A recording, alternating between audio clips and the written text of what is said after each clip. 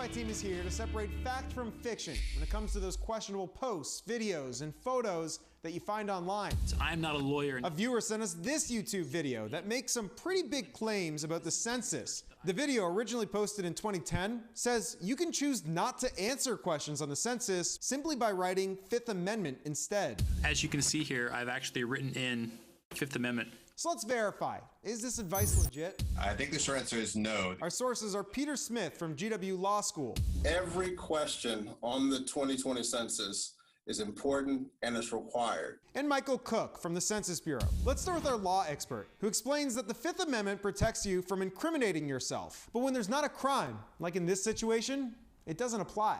Writing Fifth Amendment isn't some sort of magic, solution that would avoid having to answer a question that the government's made mandatory.